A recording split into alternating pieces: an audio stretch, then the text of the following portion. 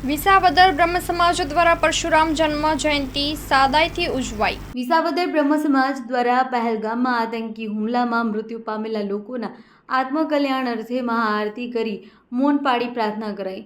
વિસાવદર તાલુકા સમસ્ત બ્રહ્મ સમાજ દ્વારા તેઓના આરાધ્ય દેવ ભગવાન પરશુરામની જન્મ જયંતિ દર વર્ષે ધામધૂમથી ઉજવે છે અને સમગ્ર શહેરમાં વિવિધ ફ્લોટ્સ તૈયાર કરી ડીજેના તાલ રાસ ગરબાની રમઝટ સાથે શોભાયાત્રા શહેરના વિવિધ વિસ્તારોમાંથી નીકળી બ્રહ્મ સમાજવાડી ખાતે પૂર્ણાહુતિ કરવામાં આવે છે અને ત્યારબાદ ભગવાન પરશુરામની મહાઆરતી અને મહાપ્રસાદનું આયોજન કરવામાં આવે છે।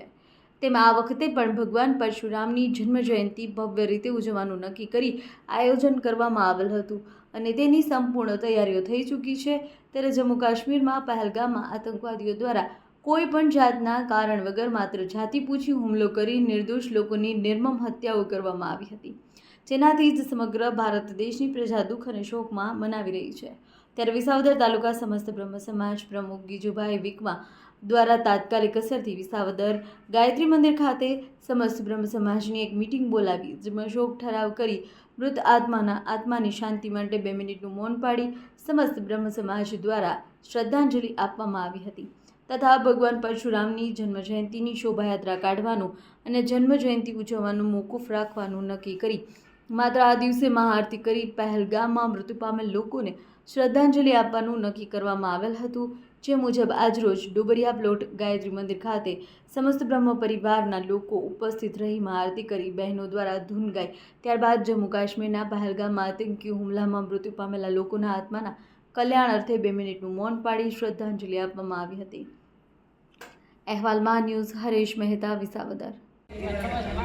વિસાવદર સમસ્ત બ્રહ્મ સમાજ દ્વારા ભગવાન પરશુરામની જન્મ જયંતિ નિમિત્તે જમ્મુ કાશ્મીરના પહેલગામમાં થયેલ આતંકી હુમલાના કારણે આજે પરશુરામ જન્મ જયંતિની ઉજવણી સમસ્ત બ્રહ્મ સમાજ દ્વારા સાદાઈથી ઉજવવામાં આવેલ છે અને આજરોજ ભગવાન પરશુરામની મહાઆરતી કરી મૃતાત્માઓના આત્માની શાંતિ માટે સમસ્ત બ્રહ્મ સમાજ દ્વારા 2 મિનિટનું મૌન પાડી ભગવાનને પ્રાર્થના કરી અને એમના આત્માની શાંતિ માટે મૌન પાળવામાં આવેલ હતું।